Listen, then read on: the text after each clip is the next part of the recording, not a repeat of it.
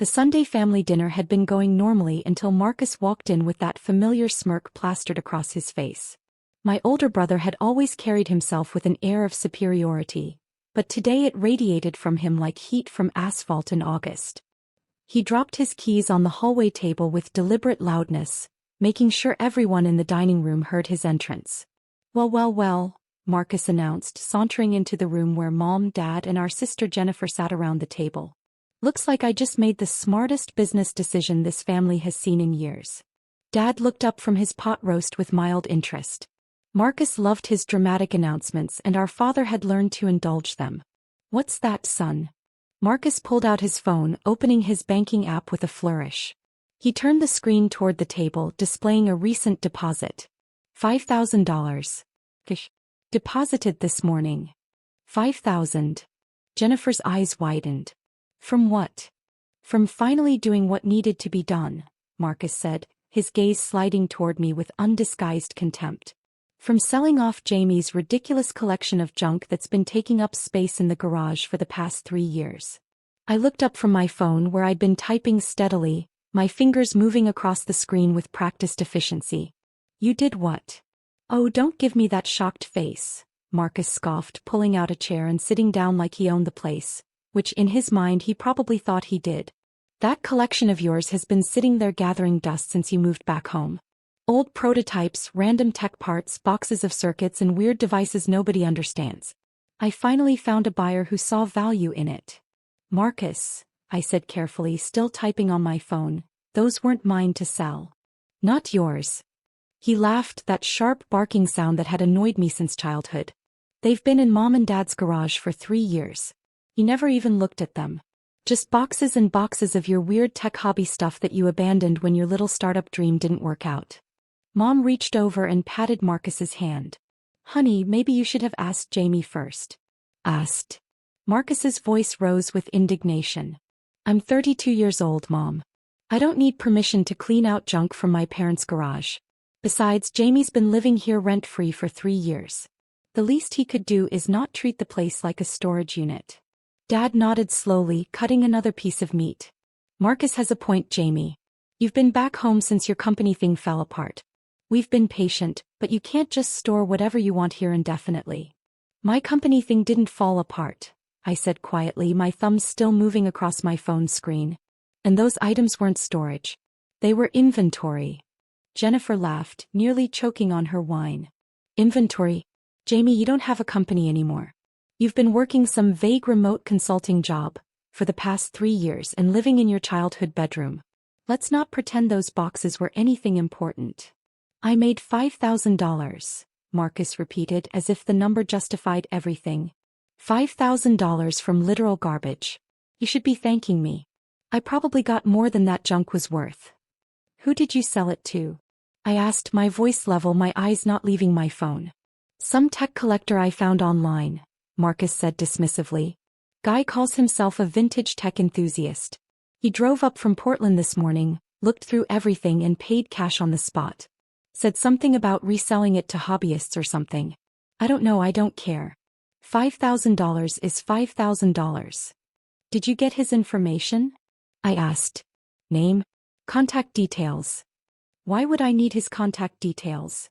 Marcus's irritation was growing. The transaction is done, Jaime. I sold junk, I got paid, and now Mom and Dad's garage has space again. You're acting like I committed some crime. I looked up from my phone for the first time since the conversation started, meeting Marcus's eyes directly. You sold company property, prototype technology, development hardware, testing equipment. Every single item in those boxes was logged, serialized, and tracked by my employer. The table went quiet for a moment. Then Marcus laughed again, but it sounded slightly less confident. Your employer? Jaime, you work from home doing whatever it is you do on your laptop. You're not some corporate executive with company property.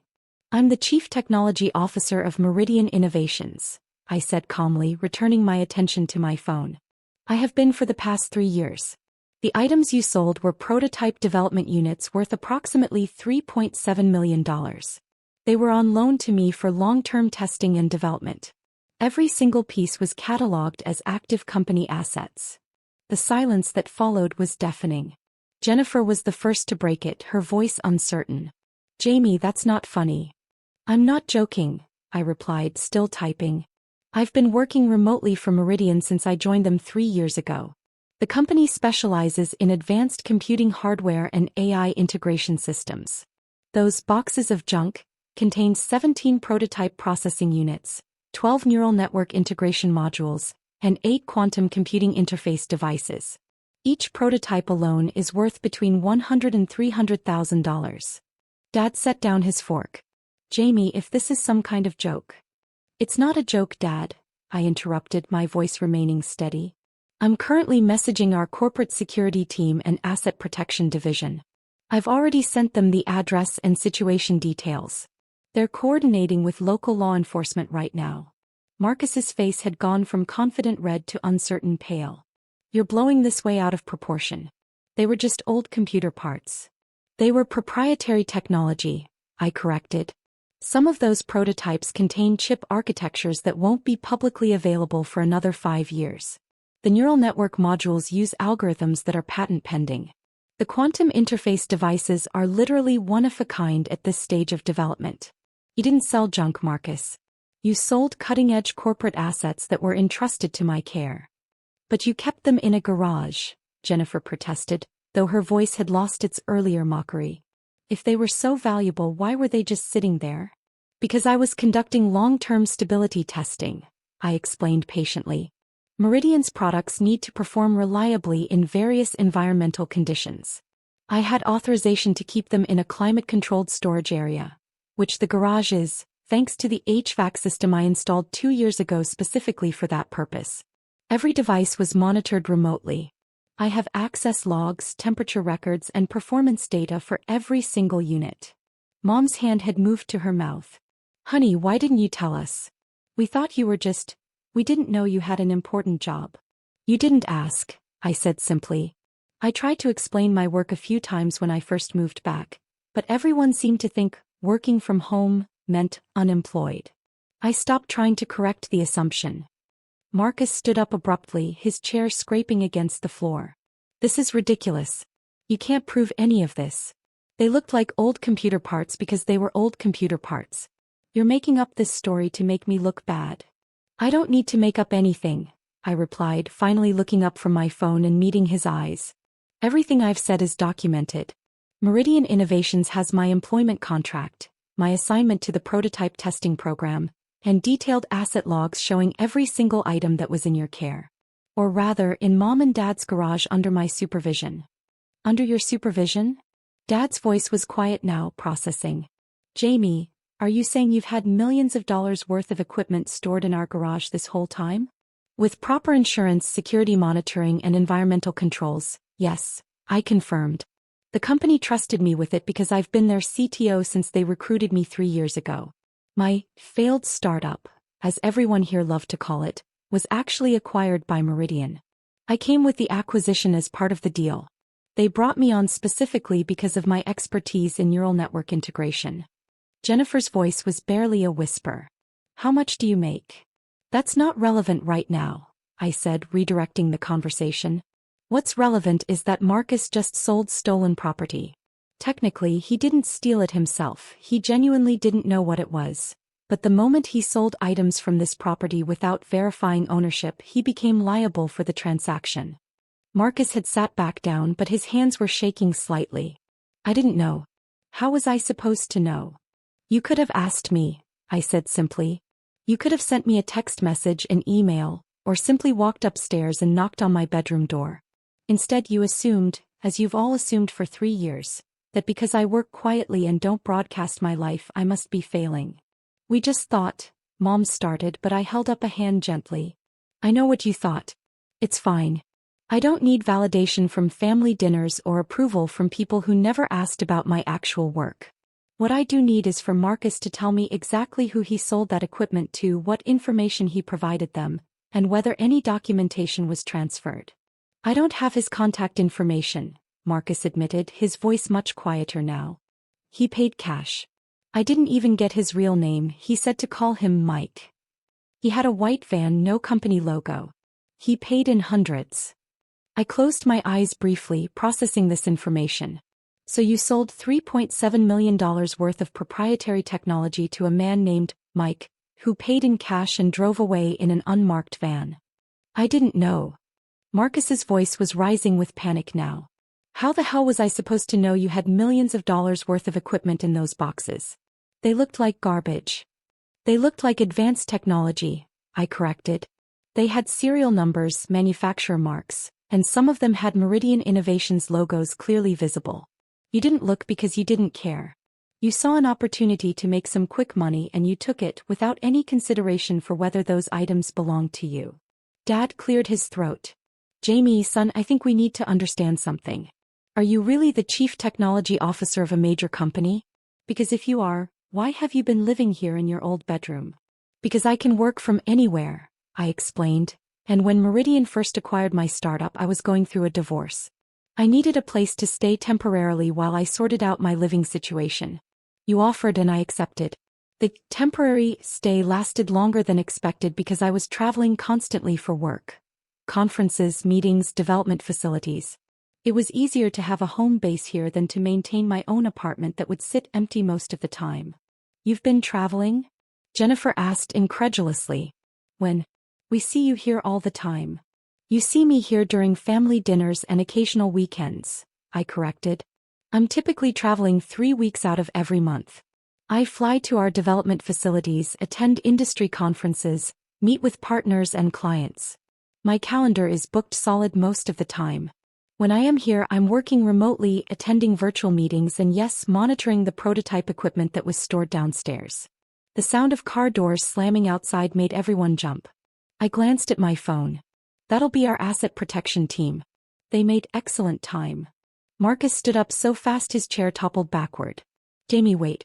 We can figure this out. I'll get the money back. I'll find the guy. We can fix this. You can't fix this, Marcus, I said, standing up and moving toward the front door. The equipment is gone. You don't know who has it. For all we know, Mike is a corporate espionage agent who now has access to technology that could compromise our competitive advantage. This isn't about the money, though $3.7 million is certainly significant. This is about proprietary technology potentially falling into the wrong hands. I opened the front door before anyone could knock. 2 men in suits stood on the porch, credentials already in hand. Behind them I could see 2 more vehicles pulling up, one unmarked sedan and one marked police cruiser. Mr. Caldwell? The first man asked, though his tone suggested he already knew the answer. I'm Agent Rodriguez with Meridian Innovations Corporate Security Division. This is Agent Chen. We need to speak with Marcus Caldwell regarding the unauthorized sale of company property. Come in, I said, stepping aside. My family is in the dining room. As the agents entered, followed by 2 uniformed police officers, I watched my family's faces transform from confusion to genuine fear. Marcus had gone completely white. Dad stood up, his hand instinctively reaching for Mom's shoulder. Jennifer looked like she might be sick. Agent Rodriguez took in the scene with professional efficiency. Marcus Caldwell? Marcus raised his hand slightly like a child in school. That's me. Mr. Caldwell, we need to ask you some questions about items you sold this morning. Items that were the property of Meridian Innovations, valued at approximately $3.7 million. I didn't know, Marcus said immediately, his voice cracking. I swear I didn't know what they were. I thought they were just old computer parts. Jaime never said they were important. Agent Chen pulled out a tablet, pulling up documentation. Mr. Caldwell, our records show that all items stored at this address were clearly marked with Meridian Innovations serial numbers and property tags. Did you examine any of the items before selling them? I looked at them, but I didn't really pay attention to details. I just saw old electronics. Old electronics with corporate property tags, serial numbers and in some cases, clearly visible company logos, Agent Rodriguez said, his voice flat. Mr. Caldwell, do you understand that what you've done constitutes theft and illegal sale of corporate assets? Dad stepped forward. Now wait a minute. My son made a mistake, but he didn't steal anything. Those items were in our garage. He had no reason to believe he couldn't dispose of them. Sir, Agent Chen addressed Dad respectfully, Your son sold property that did not belong to him to an unknown buyer for cash. Whether he understood the value of those items or not, the action itself is illegal. Additionally, because the items contained proprietary technology, there are federal implications regarding potential corporate espionage and technology transfer. Federal. Mom's voice was barely audible. You're saying this is a federal crime? Potentially, yes, Agent Rodriguez confirmed. We're still assessing the situation. The immediate concern is recovering the items and determining who purchased them and for what purpose. One of the uniformed officers spoke up. Mr. Marcus Caldwell, can you provide a description of the individual who purchased these items from you? Marcus sank back into his chair, his head in his hands. White guy, maybe 45-50 years old. Average height, brown hair. He said his name was Mike. He drove a white cargo van, no markings. He paid in cash $100 bills. Did he show you identification? Business card? Any documentation? Agent Chin was typing notes rapidly on his tablet. No, nothing. He just looked at the boxes, asked if everything was there and handed me the cash when I said yes. How did he know about the items being for sale? Agent Rodriguez asked. I posted on a tech resale forum, Marcus admitted. Just said I had vintage computer equipment and prototypes available. He responded within an hour, came out this morning and bought everything. The agents exchanged glances. Agent Rodriguez's expression grew more serious. Mr. Caldwell, you posted publicly about having prototype technology available for sale? I didn't say they were prototypes. Marcus protested. I just said they were old computer parts. I didn't know what they actually were. But you used the word prototypes in your listing, Agent Chin said, turning his tablet to show Marcus his own post. Here. Various prototypes and development hardware. That's a direct quote from your listing. Marcus stared at the screen, his face draining of color. I just thought that sounded better than old junk. I didn't think it meant anything specific. Agent Rodriguez closed his eyes briefly, a gesture that suggested he was dealing with an impressive level of incompetence. Mr. Caldwell, by advertising prototypes and development hardware, you essentially announced to anyone monitoring such listings that you had access to unreleased technology. The individual who purchased these items from you was likely specifically looking for exactly this type of opportunity. Oh God, Jennifer whispered. Marcus, what did you do? I didn't mean to. Marcus's voice was rising toward panic again. I was just trying to clean out the garage. Jaime wasn't using that stuff. It was just sitting there. It was sitting there as part of an authorized company testing program, I said quietly. Every item was exactly where it was supposed to be, being monitored and tested as part of my job responsibilities. You took it upon yourself to sell items you had no authority to sell, didn't verify ownership, didn't consult with anyone, and then advertised them publicly in a way that specifically attracted the attention of someone looking for proprietary technology. Agent Rodriguez turned to me. Mr. Caldwell, Jaime, we need you to provide us with complete documentation of everything that was taken. Serial numbers, specifications, photographs if you have them. Everything. I have comprehensive records, I confirmed. Every item was logged with photos, serial numbers, specifications, and installation dates. I also have the monitoring logs showing the exact time each item stopped transmitting data, which would be when Marcus removed them from the garage. Transmitting data? Dad asked weakly. You were monitoring them remotely? Of course, I said. They're multimillion-dollar prototypes. Did you think Meridian would just hand them over with no tracking or oversight? Each unit had monitoring capabilities. I received alerts on my phone the moment they were disconnected from power and network. I initially thought it was a power outage, but when I checked the garage security camera footage, I saw Marcus loading everything into a vehicle. You have security cameras in our garage? Mom asked. I installed them 2 years ago with your permission, Dad. Remember when I said I wanted to add some security equipment for my work? You said it was fine as long as I paid for it myself. Dad nodded slowly, memory apparently returning. I thought you meant you were going to keep a laptop locked up or something. Not millions of dollars worth of equipment. I told you I was working with valuable prototypes, I said. You said, that's nice, dear, and went back to watching football. Agent Chin had been making a phone call in the corner. He returned to the group, his expression grim. We've got our tech team pulling up the listing Marcus posted. It's been viewed over 300 times in the past 24 hours. The user who contacted Marcus used a burner email account that's already been deleted. What does that mean? Jennifer asked, though her tone suggested she already knew the answer wasn't good. It means whoever bought these items knew exactly what they were doing, Agent Rodriguez explained. They monitored online listings looking for exactly this type of opportunity, moved quickly when they found it, paid in cash to avoid any paper trail and disappeared. This is professional-level corporate espionage. Marcus looked like he might pass out. I'm going to jail, aren't I? That depends on several factors, Agent Rodriguez said. Your cooperation, what we're able to recover, and whether the individuals who purchased the technology are caught and what they've done with it. At minimum, you're facing civil liability for the full value of the items, $3.7 million. Criminal charges are also likely, though the specific charges will depend on the ongoing investigation. $3.7 million? Mom's voice was faint. We don't have that kind of money. Nobody in this family has that kind of money. Except Jaime, apparently, Jennifer said bitterly, then caught herself. Sorry. That was uncalled for. I shrugged. It's fine. And for the record, I don't have $3.7 million in liquid assets. I have a good salary and stock options, but I couldn't write a check for that amount either. Which is why this is such a serious problem. Meridian Innovations is going to pursue recovery through every legal means available. Dad sank into his chair, looking older than I'd ever seen him. Jaime, son, I'm so sorry. We didn't know. We should have asked more questions. We should have taken your work seriously. Yes, I agreed simply. You should have. But that doesn't change the current situation. One of the uniformed officers stepped forward. Mr. Marcus Caldwell, I need you to come down to the station to provide a formal statement.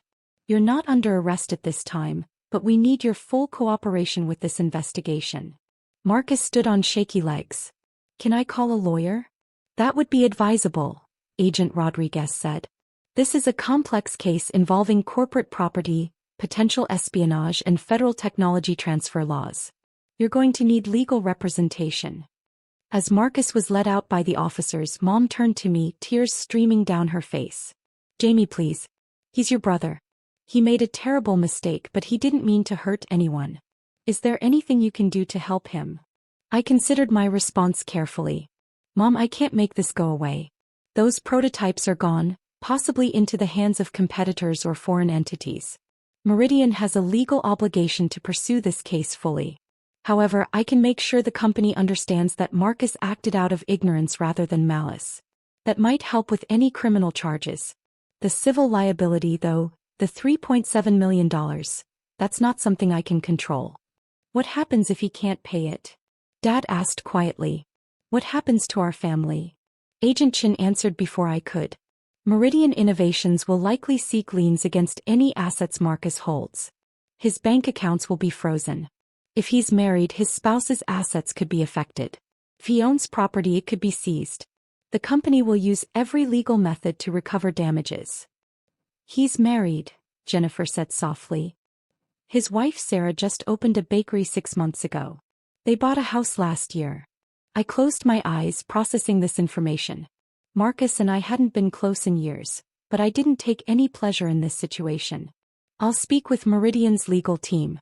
If Marcus cooperates fully with the investigation, provides every detail he can remember, and the company is able to recover most or all of the prototypes, they might be willing to negotiate a settlement he can actually manage. Thank you, Mom whispered. Thank you, honey. Agent Rodriguez began packing up his equipment. Mr. Caldwell, Jaime, we'll need you to come to our regional office tomorrow to go through all the documentation in detail. We're also going to need access to your security camera footage and any monitoring data you have on when the items were taken. I'll have everything ready, I confirmed.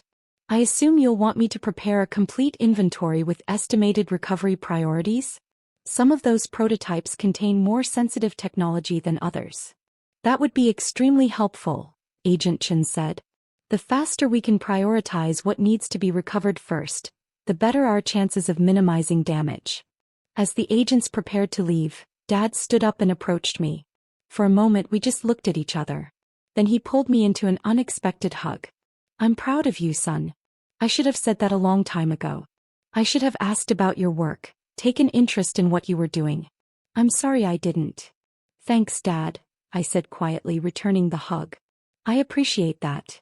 After everyone had left and it was just our immediate family again, Jennifer poured herself another glass of wine with shaking hands. So let me make sure I understand this correctly. You're a chief technology officer of a major tech company. You make what I'm guessing is a substantial salary. You've been working on prototype technology worth millions of dollars. And you've been living in your childhood bedroom while we all treated you like a failure. Is that about right? That's accurate, I confirmed. Why didn't you defend yourself? She asked. Why didn't you tell us to shut up when we made jokes about your consulting work or your failed startup? I thought about that for a moment. Because I didn't need to prove myself to you. I knew what I was doing, I knew my work was valuable, and I was content with that. Your opinions of my success didn't change my actual success. They just revealed more about your assumptions than about my reality. Mom wiped her eyes. That's a lonely way to live, honey. We're your family. You should be able to share your achievements with us. I tried at first, I reminded her gently. 3 years ago when I first moved back, I explained about the acquisition, about my position with Meridian, about the prototype testing program. Do you remember what you said, Mom? She shook her head, fresh tears forming. You said, "That's nice, honey, but don't get your hopes up. The tech industry is very unstable." Then you changed the subject to ask if I'd met any nice girls lately. The silence that followed was heavy with regret. I think, Dad said slowly, we owe you more than just an apology for not taking you seriously. We owe you an apology for creating an environment where you felt you couldn't share your life with us. I accept that apology, I said. And I hope that going forward we can have a different kind of relationship. One where you ask questions before making assumptions. Jennifer set down her wine glass. Jaime, what's going to happen to Marcus? Really? Honestly, I don't know, I admitted. Best case scenario, we recover all the prototypes quickly, the buyer turns out to be just a reseller who didn't know what he had, and Meridian agrees to a payment plan Marcus can manage over many years. Worst case scenario, the prototypes are already being analyzed by competitors or foreign entities, we can't recover them, and Marcus faces both substantial criminal charges and the full $3.7 million liability. And you can't stop any of that, she said. It wasn't a question. I can influence some of it by advocating for Marcus within the company, but no, I can't stop the legal process. Meridian has investors, board members, and legal obligations. This isn't just about me and my brother anymore. This is about corporate espionage, federal technology crimes, and millions of dollars in stolen assets. Dad stood up, looking exhausted. Your mother and I are going to drive down to the police station to be there when Marcus is done giving his statement. Would you come with us? I considered declining. I had work to do, documentation to prepare, and honestly I was emotionally drained. But I saw the plea in my father's eyes, the desperate hope that somehow family could still matter after everything that had happened today. Yeah, I said finally. I'll come with you. As we drove to the police station in Dad's car, my phone buzzed constantly with messages from Meridian's legal team, security division, and various executives who had been briefed on the situation. Each message reminded me of the scale of what had happened, the potential consequences, and my responsibility as CTO to protect the company's interests. But sitting in the back seat of my father's car, watching my parents process the reality of their son's situation, I was reminded that I also had responsibilities as a brother. Responsibilities I'd neglected in my frustration with being underestimated and dismissed. Maybe if I'd been more insistent about explaining my work, more forthcoming about the value of what I was protecting, Marcus would have known better than to see those boxes as disposable junk. Maybe if I'd pushed back harder against the family's assumptions about my failure, they would have understood the importance of asking before acting. Or maybe Marcus would have sold the equipment anyway because he'd always been the type to act first and think later, and no amount of explanation would have changed his fundamental approach to life. I didn't know. What I did know was that a Sunday family dinner had just destroyed my brother's life, potentially compromised my company's competitive advantage, and forced my family to confront years of assumptions about success, failure, and the value of asking questions before making judgments. As we pulled into the police station parking lot, I looked at the message from Meridian Sue. Jaime, I need you to understand, this isn't personal, but we have to pursue this fully. Our board is already demanding action. I hope your family understands. I typed back, I understand. I'll cooperate completely. But for the record, I'm going to advocate for my brother anyway. It's possible to fulfill my professional obligations while still being a brother. I'll find a way to do both. His response came quickly. I wouldn't expect anything less from you. That's why you're our CTO. Good judgment isn't just about technology, it's about people too. I stepped out of the car, squared my shoulders, and walked into the police station with my parents. The next few months were going to be complicated, painful, and difficult. But at least finally my family understood who I really was. Even if it took the worst possible circumstances to get there.